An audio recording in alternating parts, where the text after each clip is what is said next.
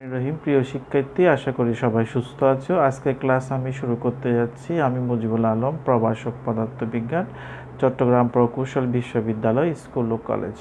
আজকে আমরা যে টপিক্সটা নিয়ে আলোচনা শুরু করতে যাচ্ছি সেটার নাম হচ্ছে তড়িৎ ক্ষেত্র। তড়িৎ ক্ষেত্র কাকে বলে সেটা আগে আমরা শুনে নিই।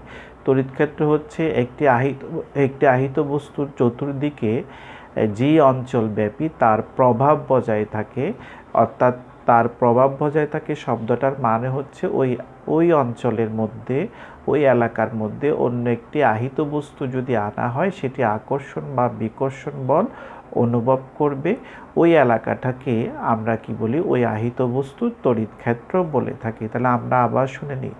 তড়িৎ ক্ষেত্র হচ্ছে একটি আহিত বস্তুর চতুর্দিকে যেই অঞ্চল ব্যাপী তার প্রভাব বজায় থাকে, অর্থাৎ ওই অঞ্চলের মধ্যে অন্য একটি আহিত বস্তু যদি আনা হয় তাহলে সেটি আকর্ষণ বা বিকর্ষণ বল অনুভব করবে। সেই এলাকাটাকে, সেই অঞ্চলটাকে ওই আহিত বস্তুর কি বলে থাকি? আমরা তড়িৎ ক্ষেত্র বলে থাকি। এখন আমরা তড়িৎ ক্ষেত্রের মাধ্যমে কুলম্বের সূত্রটা ব্যাখ্যা করব। কুলম্বের সূত্রে আমরা জানি দুটি আধান অর্থাৎ Q1 Q2 আধান যে কোনো দূরত্বে থাকুক না কেন, Q1 Q2 আধানের উপর সরাসরি তাৎক্ষণিক একটি বল প্রয়োগ করবে। ঠিক একইভাবে Q2 আধান Q1 আধানের উপর সরাসরি তাৎক্ষণিকভাবে একটা বল প্রয়োগ করবে। আমরা কথাটা আবার শুনে নিই। Q1 Q2 আধান যে কোনো দূরত্বে থাকুক না কেন, Q1 আধান Q2 আধানের উপর সরাসরি তাৎক্ষণিকভাবে একটা বল প্রয়োগ করবে। ঠিক একইভাবে Q2 আধানও Q1 আধানের উপর সরাসরি তাৎক্ষণিকভাবে একটি বল প্রয়োগ করবে। এই বলের ক্রিয়াকে আমরা মহাকর্ষ বলের ন্যায় বলের দূরক্রিয়া বলতে পারি। এখন প্রশ্ন হচ্ছে যে Q1 এবং Q2 আধান পরস্পরের সংস্পর্শে না থাকার সত্ত্বেও Q1 Q2 এর উপস্থিতি বুঝবে কিভাবে? অথবা Q1 আধান Q2 আধানের উপর বল কিভাবে প্রয়োগ করবে? যেহেতু তারা পরস্পরের কি নাই, সংস্পর্শে নাই, তাহলে প্রশ্ন আসতে পারে স্বাভাবিকভাবে সংস্পর্শে না থাকলে Q1 আধান Q2 আধানের উপস্থিতি বুঝবে কিভাবে, এবং Q1 আধান Q2 আধানের উপর কিভাবে বল প্রয়োগ করবে? আমরা জানি একটি বস্তু আরেকটি বস্তুর উপর বল প্রয়োগ করতে গেলে তাদের মধ্যে কি থাকতে হয়? পরস্পরের সংস্পর্শে থাকতে হয়। যেমন আমি যদি এই বোর্ডের উপর যদি বল প্রয়োগ করতে চাই, তাহলে বোর্ডের সাথে আমার হাতের একটা কি থাকতে হবে? সংস্পর্শ থাকতে হবে। সংস্পর্শ না থাকলে আমি কখনো বোর্ডের উপর কি করতে পারবো না? বল প্রয়োগ করতে পারবো না। তাহলে এখানে দেখা যাচ্ছে Q1 এবং Q2 আধান পরস্পরের সংস্পর্শে না থাকার সত্ত্বেও Q1 আধান Q2 আধানের উপর বল প্রয়োগ করতেছে। তাহলে প্রশ্ন উঠতেছে সংস্পর্শে না থাকার সত্ত্বেও Q1 আধান Q2 আধানের উপর কিভাবে বল প্রয়োগ করে, সেটা আমাদের প্রশ্ন আসছে।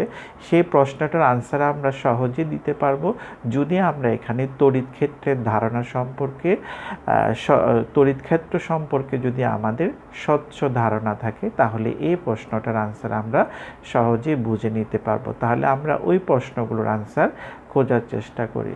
যখন আমরা মনে করলাম এই জায়গাটার মধ্যে আমি Q1 আধান স্থাপন করলাম, এই Q1 আধান স্থাপন করার সাথে সাথে এই Q1 আধান তার চারিদিকে একটা কি সৃষ্টি করবে? তার প্রভাব সৃষ্টি করবে।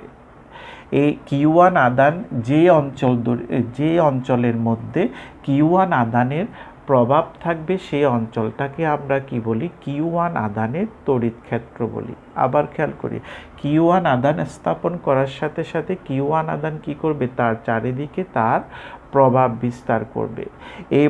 এই Q1 আধানের প্রভাবিত অঞ্চলটাকে আমরা কি বলে থাকি? Q1 আধানের তড়িৎ ক্ষেত্র বলে থাকি। এই Q1 আধানের তড়িৎ ক্ষেত্রের মধ্যে যখন আমি Q2 আধান স্থাপন করব, তখন Q2 আধানটা কার সংস্পর্শে থাকবে?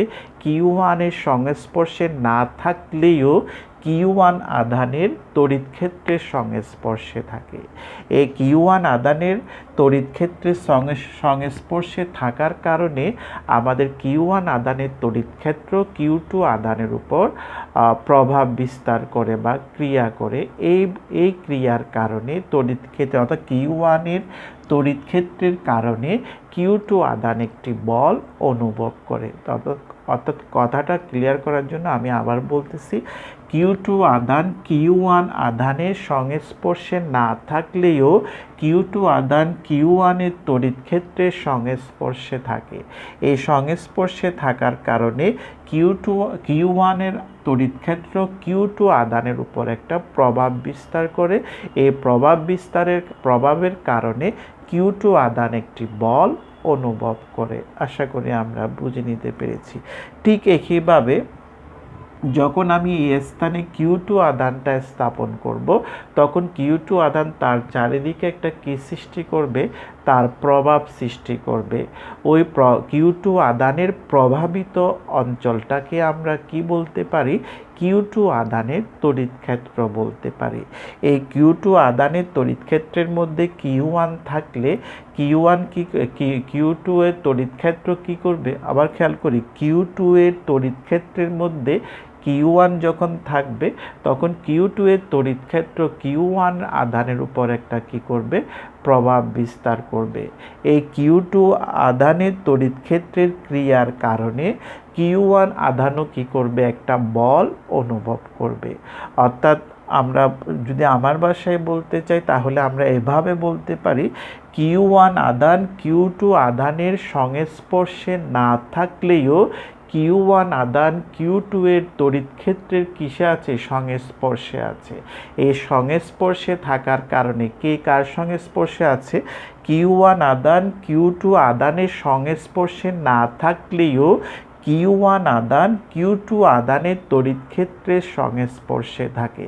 এই সংস্পর্শে থাকার কারণে Q2 আধানের তড়িৎ ক্ষেত্র কার উপর প্রভাব বিস্তার করে, Q1 আধানের উপর প্রভাব বিস্তার করে। এই প্রভাবের কারণে Q1 আধান একটা বল অনুভব করে, যেটাকে আমরা কি বলি, কুলম্ব বল বলে থাকি। তাহলে আমরা তড়িৎ ক্ষেত্রের মাধ্যমে কুলম্বের সূত্রটা আমরা বিবৃতি এবং কুলম্বের সূত্রটা আমরা ব্যাখ্যা করলাম মানে কি, শব্দটার মানে হচ্ছে Q1 আধান Q2 আধানের উপর কিভাবে বল প্রয়োগ করে সেটা আমরা ব্যাখ্যা করলাম, এবং Q2 আধান Q1 আধানের উপর কিভাবে বল প্রয়োগ করে সেটা আমরা ব্যাখ্যা করলাম। অর্থাৎ সামারি হিসাবে আমরা বলতে পারি, Q2 আধান Q1 আধানের সংস্পর্শে না থাকলেও Q2 আধান কার সংস্পর্শে থাকে, Q1 আধানের তড়িৎ ক্ষেত্রের সংস্পর্শে থাকে। এই সংস্পর্শে থাকার কারণে Q1 আধানের তড়িৎ ক্ষেত্র Q2 আধানের উপর একটা প্রভাব বিস্তার করে। এই প্রভাবের কারণে Q2 আধান একটি বল অনুভব করে। ঠিক অনুরূপভাবে Q1 আধান Q2 আধানের সংস্পর্শে না থাকলেও Q1 আধানটি কার সংস্পর্শে থাকে, Q2 আধানের তড়িৎ ক্ষেত্রের সংস্পর্শে থাকে। এই সংস্পর্শে থাকার কারণে আমাদের Q2 আধানের তড়িৎ ক্ষেত্র Q1 আধানের উপর একটা প্রভাব বিস্তার করে। এই প্রভাবের কারণে Q1 আধান একটি বল অনুভব করে, যে বলটাকে আমরা কি বলি, কুলম্ব বল বলে থাকি। এইভাবে আমরা তড়িৎ ক্ষেত্রের সাহায্যে কুলম্বের সূত্রটি কি করতে পারি, ব্যাখ্যা করতে পারি। এবার যাচ্ছি আমরা তড়িৎ ক্ষেত্র প্রাবল্যটা কি সেটা জানার জন্য।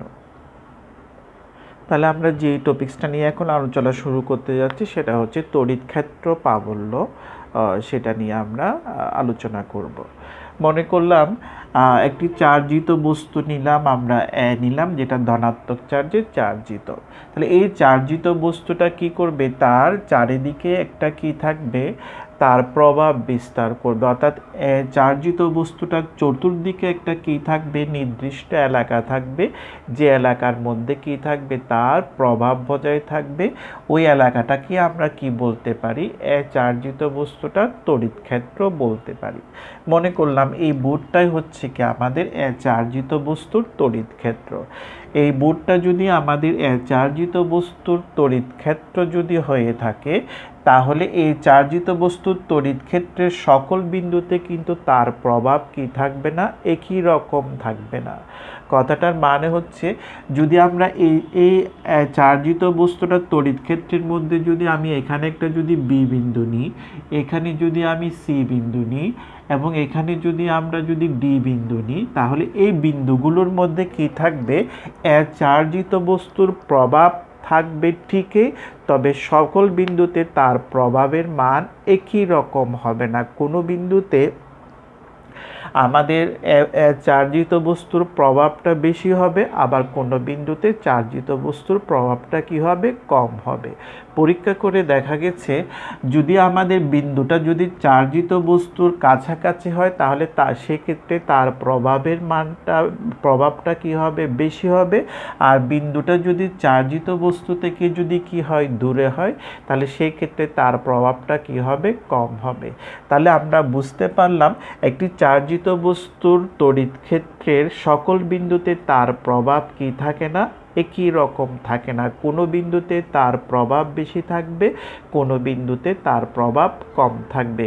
কোন বিন্দুতে তার প্রভাব বেশি, কোন বিন্দুতে তার প্রভাব কম, সেটা বোঝার জন্য আমাদের একটা রাশির দরকার হয়। সেই রাশিটাকে আমরা কি বলি, তড়িৎ ক্ষেত্র প্রাবল্য বলে থাকি। অর্থাৎ তড়িৎ ক্ষেত্র প্রাবল্য দ্বারা আমরা বুঝতে পারবো ওই বিন্দুতে আমাদের চার্জিত বস্তুর প্রভাবটা কি বেশি নাকি কম। তাহলে আমরা কোনো বিন্দুতে চার্জিত বস্তুর প্রভাব বেশি হবে নাকি কম হবে, সেটা বোঝার জন্য আমরা একটা রাশি ব্যবহার করে থাকি। সেই রাশিটাকে আমরা কি বলি, তড়িৎ ক্ষেত্র প্রাবল্য বলে থাকি। এই তড়িৎ ক্ষেত্র প্রাবল্য পরিমাপ করার জন্য আমরা যেই বিন্দুতে তড়িৎ ক্ষেত্র প্রাবল্য পরিমাপ করব, সেখানে একটা পরীক্ষণীয় আধান রাখতে হয়। আবার খেয়াল করি, আমরা যেই বিন্দুতে তড়িৎ ক্ষেত্র প্রাবল্য পরিমাপ করব, সেখানে একটা কি রাখতে হবে, পরীক্ষণীয় আধান রাখতে হয়। এই পরীক্ষণীয় আধান হিসাবে আমরা কি রেখে থাকি, একক ধনাত্মক আধান অথবা 1 কুলম্ব ধনাত্মক আধান রেখে থাকি। অর্থাৎ আমরা বোঝাতে চাচ্ছি, যদি আমি বি বিন্দুতে যদি কি করতে চাই, বস্তুর ক্ষেত্র প্রাবল্য, বস্তুর প্রভাব বেশি হবে নাকি কম হবে, সেটা বোঝার জন্য বি বিন্দুতে একটা পরীক্ষণীয় আধান হিসাবে কি রাখতে হবে, একক ধনাত্মক আধান অথবা 1 কুলম্ব ধনাত্মক আধান রাখতে হবে। এই বি বিন্দুতে একক ধনাত্মক আধান রাখলে বস্তুটা কি করবে, বি বিন্দুতে স্থাপিত একক ধনাত্মক আধানের উপর কি করবে, আকর্ষণ, অথবা তাহলে বি বিন্দুতে স্থাপিত একক ধনাত্মক আধানের উপর চার্জিত বস্তুটা কি করবে, একটা বল প্রয়োগ করবে। এই একক ধনাত্মক আধানের উপর ক্রিয়াশীল বলের মান যদি বেশি হয়, তাহলে বি বিন্দুতে ক্ষেত্র প্রাবল্যটা বেশি হবে, অর্থাৎ প্রভাবটা বেশি হবে। যদি একক ধনাত্মক আধানের উপর ক্রিয়াশীল বলের মান যদি কম হয়, তাহলে বি বিন্দুতে ক্ষেত্র প্রাবল্যটা কম হবে, অর্থাৎ বি বিন্দুতে বস্তুর চার্জিত বস্তুর প্রভাবটা কি হবে, কম হবে। অর্থাৎ আমরা এখানে যেটা মূল ইম্পর্টেন্ট জিনিসটা হচ্ছে, অর্থাৎ তড়িৎ ক্ষেত্রের কোনো বিন্দুতে প্রভাব বেশি হবে নাকি কম হবে, সেটা বোঝার জন্য ওই বিন্দুতে কি রাখতে হয়, পরীক্ষণীয় আধান হিসাবে, পরীক্ষণীয় বস্তু হিসাবে আমরা কি রেখে থাকি, একক ধনাত্মক আধান বা 1 কুলম্ব ধনাত্মক আধান রেখে থাকি। ওই 1 কুলম্ব ধনাত্মক আধানের উপর চার্জিত বস্তুটা যদি বেশি পরিমাণ বল প্রয়োগ করে, তাহলে ওই বিন্দুতে চার্জিত বস্তুর প্রভাবটা বেশি হবে। আর 1 কুলম্ব ধনাত্মক আধানের উপর বা একক ধনাত্মক আধানের উপর ক্রিয়াশীল বলের মান যদি কম হয়, তাহলে ওই বিন্দুতে আমাদের চার্জিত বস্তুর প্রভাবটা কি হবে, কম হবে। তাহলে এই কথাগুলোর প্রেক্ষিতে আমরা বলতে পারি, তড়িৎ ক্ষেত্রের কোনো বিন্দুতে একক ধনাত্মক আধান স্থাপন করলে সেটি যে আকর্ষণ বা বিকর্ষণ বল অনুভব করবে, তাকে ওই বিন্দুর কি বলা হয়, তড়িৎ ক্ষেত্র ক্ষেত্র প্রাবল্য বলা হয়। তাহলে আমরা আবার সংজ্ঞাটা শুনে নিই। তড়িৎ ক্ষেত্রের কোনো বিন্দুতে কি স্থাপন করলে, একক ধনাত্মক আধানে স্থাপন করলে সেটি যে আকর্ষণ বা বিকর্ষণ বল অনুভব করে তাকে ওই বিন্দুর তড়িৎ ক্ষেত্র প্রাবল্য বলা হয়।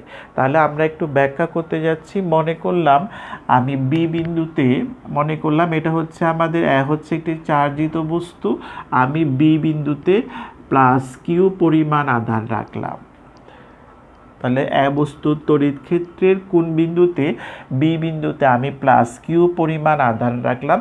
প্লাস কিউ পরিমাণ আধান রাখার সাথে সাথে চার্জিত বস্তুটা কি করবে, আমাদের প্লাস কিউ আধানের উপর একটি বল প্রয়োগ করবে। সেই বলের মান ধরলাম কত, আমি এফ।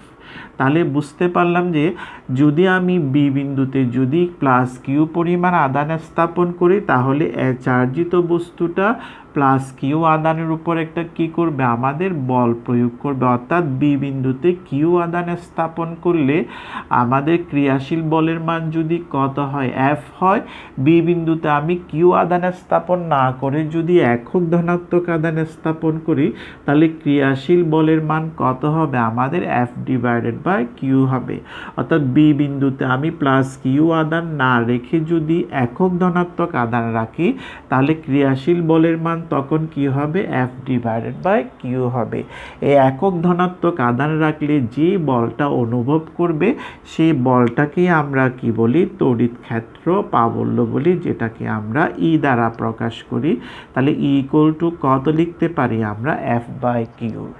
এই যে তড়িৎ ক্ষেত্র প্রাবল্য যেটা বললাম সেটা কি একটি ভেক্টর রাশি। কেন ভেক্টর রাশি, আমরা জানি বল একটি কি রাশি, ভেক্টর রাশি, কিউ হচ্ছে একটি স্কেলার রাশি। সুতরাং তড়িৎ ক্ষেত্র প্রাবল্যটাও একটা কি হবে, আমাদের ভেক্টর রাশি হবে। ভেক্টর রাশির কি থাকে, আমাদের মানও থাকে, দিকও থাকে। তাহলে এই তড়িৎ ক্ষেত্র প্রাবল্যের দিক কোন দিকে হবে সেটা একটু আমরা বুঝে নিই। এই তড়িৎ ক্ষেত্রের প্রাবল্যের দিক হবে বি বিন্দুতে আমি যে আধানটা স্থাপন করলাম সেই একক ধনাত্মক আধানটি যেদিকে বল অনুভব করবে আমাদের ক্ষেত্র প্রাবল্যের দিক হবে সেদিকে। যেমন আমাদের বস্তুটা যেহেতু ধনাত্মক চার্জে চার্জিত, আমি বি বিন্দুতে কি রাখলাম, যে আধানটি রাখলাম সেটাও কি ধনাত্মক চার্জে চার্জিত। সেই জন্য আমাদের তাদের মধ্যে একটা কি বল কাজ করবে, বিকর্ষণ বল কাজ করবে। এই বিকর্ষণ বলের কারণে আমাদের বি বিন্দুতে স্থাপিত আধানটি কোন দিকে, বাইরের দিকে একটি বল অনুভব করবে। সেটাকে আমি মনে করলাম বি সি দিয়ে প্রকাশ করলাম। অর্থাৎ এই ক্ষেত্রে আমাদের বি বিন্দুতে স্থাপিত আধানটি কোন দিকে বল অনুভব করতেছে, আমাদের বি সি এর দিকে। অর্থাৎ চার্জিত বস্তুর আহিত বস্তুটার বাইরের দিকে কি করতেছে, বল অনুভব করতেছে। সেই জন্য বস্তুর তড়িৎ ক্ষেত্র প্রাবল্যের দিক হবে কোন দিকে, আমাদের বাইরের দিকে হবে। আশা করি বুঝে নিতে পেরেছি। যদি আমাদের চার্জিত বস্তুটা যদি কি হয়, আমাদের ঋণাত্মক হয় তাহলে বি বিন্দুতে স্থাপিত যে আধানটি আছে ধনাত্মক আধান সেটি কোন দিকে বল অনুভব করবে, আমাদের বস্তুর দিকে বল অনুভব করবে। তাহলে সেই ক্ষেত্রে ক্ষেত্র প্রাবল্যের দিক হবে চার্জিত বস্তুর দিকে। আর যদি বস্তুটা যদি ধনাত্মক চার্জে চার্জিত হয় তাহলে তড়িৎ ক্ষেত্র প্রাবল্যের দিক হবে কোন দিকে, বাইরের দিকে। তাহলে আশা করি আমরা বুঝে নিতে পেরেছি তড়িৎ ক্ষেত্র প্রাবল্যের দিক কোন দিকে হবে। এখন একটি আমাদের অনুধাবনের প্রশ্ন আসতে পারে, তড়িৎ ক্ষেত্র প্রাবল্য 10 নিউটন পার কুলম্ব বলতে কি বোঝো। আমরা এই প্রশ্নে যাওয়ার আগে তড়িৎ ক্ষেত্র প্রাবল্যের একটা কি আছে, আমরা মানও পেয়ে গেলাম, দিকও পেয়ে গেলাম। এখন আমরা যাচ্ছি তড়িৎ ক্ষেত্র প্রাবল্যের একটি একক আছে, এককটি আমরা বের করে নিই। আমাদের বলের একক কি জানি আমরা, নিউটন। আধানের একক কি জানি আমরা, কুলম্ব। তাহলে আমরা কি বলতে পারি, তড়িৎ ক্ষেত্র প্রাবল্যের একক হচ্ছে নিউটন পার কুলম্ব আমরা বলতে পারি। এবার আমাদের ওই প্রশ্নটা শুনি, তড়িৎ ক্ষেত্রের কোনো বিন্দুর ক্ষেত্র প্রাবল্য 10 নিউটন পার কুলম্ব বলতে আমরা কি বুঝি। আবার খেয়াল করি, তড়িৎ ক্ষেত্রের কোনো বিন্দুর তড়িৎ ক্ষেত্র প্রাবল্য 10 নিউটন পার কুলম্ব বলতে কি বুঝো। এটা দ্বারা আমরা বুঝি তড়িৎ ক্ষেত্রের ওই বিন্দুতে কি রাখলে, একক ধনাত্মক আধান রাখলে সেটি কত নিউটন বল অনুভব করবে? 10 নিউটন বল অনুভব করবে। আমরা আবার প্রশ্নটা শুনে নিই, আমরা আনসারটা শুনে নিই। তড়িৎ ক্ষেত্রের ওই বিন্দুতে কি রাখা হলে, এক কুলম্ব ধনাত্মক আধান রাখা হলে তাহলে সেটি কত নিউটন বল অনুভব করবে? 10 নিউটন বল অনুভব করবে। তাহলে তড়িৎ ক্ষেত্র নিয়ে যে প্রশ্নগুলো আছে সেগুলোর আনসার আমরা করে ফেললাম, অর্থাৎ জ্ঞানমূলক প্রশ্ন, অনুধাবনের প্রশ্নগুলো আমরা আলোচনা করলাম। এখন যাচ্ছি আমরা তড়িৎ ক্ষেত্র প্রাবল্যের একটি পরিমাপের একটি রাশি আছে, ওই রাশিমালাটা আমরা দেখাতে যাচ্ছি। তাহলে আমরা কিভাবে দেখাবো, একটু করে মনোযোগী হব, কারণ রাশিগুলো আমাদের দরকার হবে ক্ষেত্র প্রাবল্য নির্ণয়ের জন্য, রাশিগুলো আমাদের প্রয়োজন হবে। তাহলে আমরা তড়িৎ ক্ষেত্র প্রাবল্য নির্ণয় করার জন্য যে রাশিমালাটা দরকার সেই রাশিমালাটা আমরা প্রতিপাদন করতে যাচ্ছি। মনে করলাম আমরা এ বিন্দুতে আমরা কি রাখলাম, প্লাস কিউ পরিমাণ আধান রাখলাম, কিউ পরিমাণ আধান রাখলাম। তাহলে কিউ পরিমাণ আধান রাখার সাথে সাথে বস্তুটা, চার্জিত বস্তুটা কি করবে, অর্থাৎ আধানটি কি করবে, তার চতুর্দিকে একটা ক্ষেত্র সৃষ্টি করবে, যেটাকে আমরা চার্জিত বস্তুর তড়িৎ ক্ষেত্র বলে থাকি। এই চার্জিত বস্তুর তড়িৎ ক্ষেত্রে, অর্থাৎ আমরা আবার শুনে নিই, কে মাধ্যমাঙ্ক বিশিষ্ট কোনো মাধ্যমের, আবার শুনে নিই আমরা, কে মাধ্যমাঙ্ক বিশিষ্ট কোনো মাধ্যমের এ বিন্দুতে আমি কি রাখলাম, প্লাস কিউ পরিমাণ আধান রাখলাম। কিউ পরিমাণ আধান রাখার সাথে সাথে এখানে একটা কি সৃষ্টি হবে, তড়িৎ ক্ষেত্র সৃষ্টি হবে। ওই তড়িৎ ক্ষেত্র থেকে ওই তড়িৎ ক্ষেত্রের মধ্যে আমাদের এ বিন্দু থেকে কত দূরত্বে, এ বিন্দু থেকে আর দূরত্বে ওই তড়িৎ ক্ষেত্রের মধ্যে পি বিন্দুতে আমরা কি নির্ণয় করব, ক্ষেত্র প্রাবল্য নির্ণয় করব। আমরা কথাটা আবার শুনে নিই, কে মাধ্যমাঙ্ক বিশিষ্ট কোনো মাধ্যমের এ বিন্দুতে আমি প্লাস কিউ পরিমাণ আধান রাখলাম। এই প্লাস কিউ আধান থেকে কিউ আধানের তড়িৎ ক্ষেত্রের মধ্যে কত দূরত্বে, আর দূরত্বে পি বিন্দুতে আমরা কি নির্ণয় করব, তড়িৎ ক্ষেত্র প্রাবল্য আমরা নির্ণয় করব। এই প্রাবল্য নির্ণয় করার জন্য আমরা পি বিন্দুতে কি রাখলাম, কিউ নট পরিমাণ আধান রাখলাম। এই কিউ নট পরিমাণ আধান রাখার সাথে সাথে কোথায়, এই কিউ আধানের তড়িৎ ক্ষেত্রের মধ্যে কিউ আধান থেকে আর দূরত্বে পি বিন্দুতে কিউ নট আধান রাখার সাথে সাথে কিউ নট আধানের উপর একটি বল প্রয়োগ করবে। সেই বলের মান আমরা পাই কুলম্বের সূত্র থেকে, F = কি জানি 1/4 এপসাইলন নটকে কিউ নট ডিভাইডেড বাই কি জানি আমরা R²। অর্থাৎ কিউ আধানের তড়িৎ ক্ষেত্রের মধ্যে আর দূরত্বে পি বিন্দুতে কিউ নট আধান রাখার সাথে সাথে কিউ নট আধানের উপর কিউ আধানটা একটি বল প্রয়োগ করবে কুলম্বের সূত্র থেকে। সে বলের মান হচ্ছে কত, 1/4 এপসাইলন নটকে q naught divided by R²।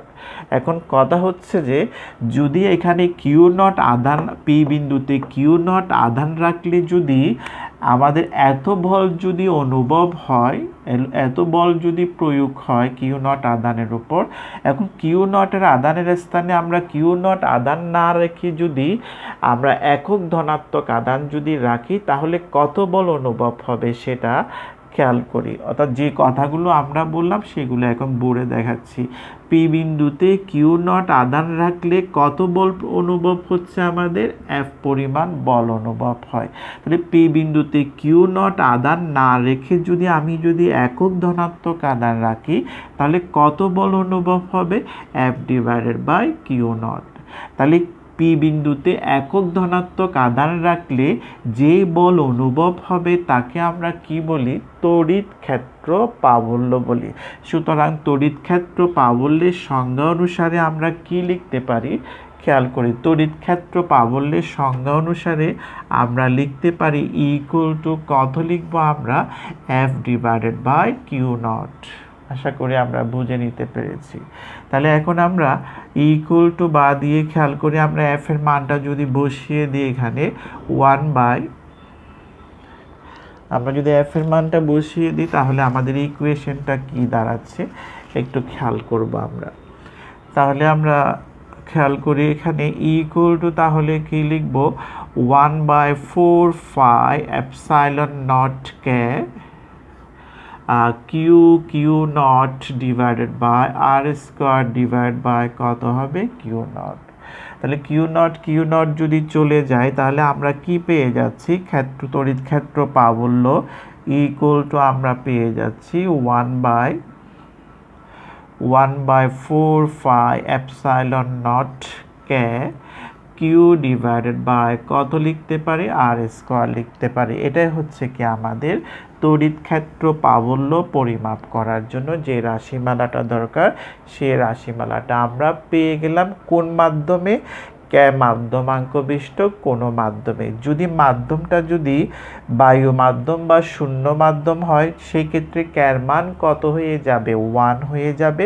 সেই ক্ষেত্রে আমাদের ইকুয়েশনটা কি হবে একটু করে এখানে লিখে দিচ্ছি। যদি আমাদের শূন্য মাধ্যম হয় কে মাধ্যমাঙ্ক বিশিষ্ট মাধ্যম না হয়ে যদি শূন্য মাধ্যম হয় তাহলে সেক্ষেত্রে তড়িৎ ক্ষেত্র প্রাবল্য ইকুয়াল টু কত লিখবো আমরা 1/4 epsilon naught q divided by r square. তাহলে আমরা তড়িৎ ক্ষেত্র প্রাবল্য পরিমাপ করার জন্য যে রাশিমালাটা দরকার সেটা আমরা পেয়ে গেলাম। তাহলে এবার দিক কোন দিকে হবে সেটা একটু করে খেয়াল করে, যেহেতু আমাদের এ বিন্দুতে যে আধানটি আছে সেটি কি ধনাত্মক চার্জ ধনাত্মক আধান, সেই কারণে আমাদের পি বিন্দুতে যে ক্ষেত্র প্রাবল্য হবে সেই ক্ষেত্র প্রাবল্যের দিক হবে পি বিন্দু থেকে কোন দিকে আমাদের বাইরের দিকে হবে। অর্থাৎ পি এখানে যদি কিউ দিই তাহলে সেই ক্ষেত্রে আমাদের তড়িৎ ক্ষেত্র প্রাবল্যের দিক হবে কোন বরাবর আমাদের পি কিউ বরাবর হবে। যদি এ বিন্দুতে স্থাপিত আধানটি যদি প্লাস কিউ না হয়ে যদি মাইনাস কিউ হয় তাহলে সেই ক্ষেত্রে আমাদের পি বিন্দুতে ক্ষেত্র প্রাবল্যের দিক হবে কোন দিকে পি বিন্দু থেকে এ বিন্দুর দিকে, অর্থাৎ পি এ বরাবর হবে। অর্থাৎ পি বিন্দুতে একক ধনাত্মক আধান রাখলে তখন সেটি কোন দিকে বল অনুভব করবে পি এ বরাবর বল অনুভব করবে। কখন? যদি আমি এ বিন্দুতে প্লাস কিউ আধান না রেখে যদি কি আধান রাখা হয় মাইনাস কিউ আধান রাখা হয় তাহলে সেক্ষেত্রে পি বিন্দুতে ক্ষেত্র প্রাবল্যের দিক হবে কোন বরাবর পি এ বরাবর। আর যদি এখানে প্লাস ধনাত্মক আধান রাখা হয় তাহলে পি বিন্দুতে ক্ষেত্র প্রাবল্যের দিক হবে কোন বরাবর আমাদের পি কিউ বরাবর। তাহলে তড়িৎ ক্ষেত্র প্রাবল্য নির্ণয় করার জন্য যে রাশিগুলো দরকার সেগুলো আমরা নির্ণয় করে ফেললাম। এখন আমরা যাচ্ছি এই যে তড়িৎ ক্ষেত্র প্রাবল্য, এই তড়িৎ ক্ষেত্র প্রাবল্যের ভেক্টর রূপটা কি হবে সেটা একটু করে দেখানোর জন্য। তাহলে একটু করে খেয়াল করি ইকুয়াল টু, তো আমরা এটা জানি এটা কিভাবে আসলো সেটা দেখিয়ে নিলাম। এবার আমরা ভেক্টর রূপ দেখাচ্ছি। তাহলে ইকুয়াল টু কত পেয়ে গেলাম আমরা 1/4 এপসাইলন নট কে কিউ ডিভাইডেড বাই কি জানি আর স্কোয়ার। আর এখানে এই যে ভেক্টর রূপ দেওয়ার জন্য এখানে একটা আমরা একক ভেক্টর দিলাম। একক ভেক্টর দেওয়ার সাথে সাথে ইতে আমরা ভেক্টর চিহ্নটা দিলাম। তাহলে একক ভেক্টরটা কি নির্দেশ করবে আমাদের তড়িৎ প্রাবল্যের দিক নির্দেশ করবে। তাহলে আমরা একটু করে খেয়াল করি আর একটু সামনের দিকে যাই। ইকুয়াল টু 1/4 এপসাইলন নট কে q divided by r square. একক ভেক্টর কিভাবে পাওয়া যায়? ভেক্টর রাশিকে ভেক্টর রাশির মান দিয়ে ভাগ করলে আমরা একক ভেক্টর পেয়ে যাই। তাহলে ইকুয়াল টু কত লিখতে পারি তাহলে সেক্ষেত্রে 1/4 এপসাইলন নট কে কিউ ডিভাইডেড বাই কত হবে আমাদের আর কিউব হবে, পাশে আর ভেক্টর থাকবে। এটাই হচ্ছে কি আমাদের তড়িৎ ক্ষেত্র প্রাবল্যের ভেক্টর রূপ। তাহলে দিক কিভাবে নির্ণয় করতে হয় সেটা আমরা এতক্ষণ ধরে আলোচনা করেছি।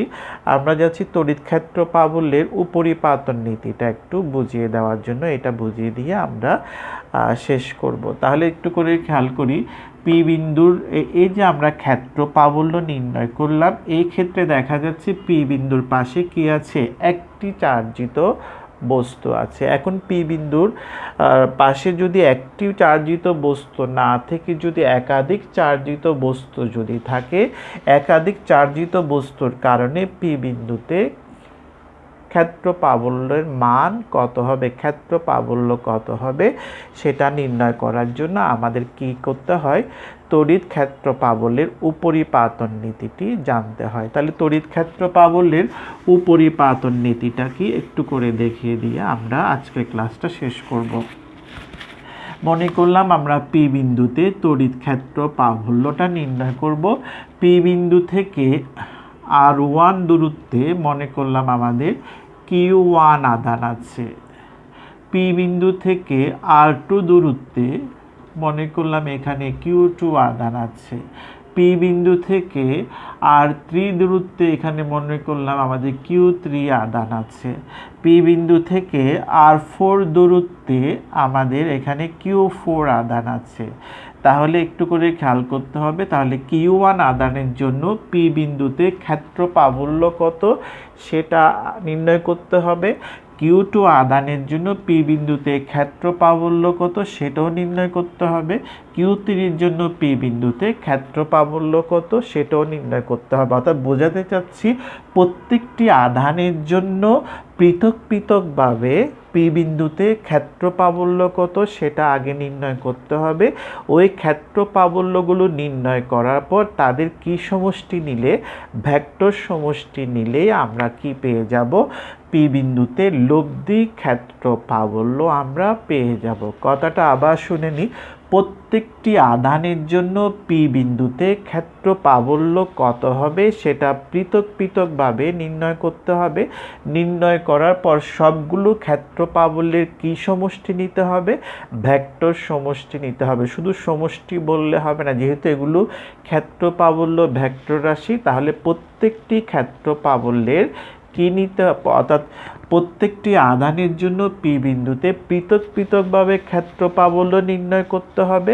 নির্ণয় করার পর সবগুলো ক্ষেত্র প্রাবল্যের কি সমষ্টি নিতে হবে, ভেক্টর সমষ্টি নিতে হবে। ভেক্টর সমষ্টি নিলেই আমরা পি বিন্দুতে লব্ধি ক্ষেত্র প্রাবল্য আমরা পেয়ে যাব। এটাই হচ্ছে কি আমাদের তড়িৎ ক্ষেত্র প্রাবল্যের উপরিপাতন নীতি। আজকের ক্লাস আমি এখানে শেষ করলাম। এখান থেকে আমরা পরবর্তী ক্লাসটা শুরু করব। সবাই ভালো থেকো, সুস্থ থেকো। ধন্যবাদ সবাইকে।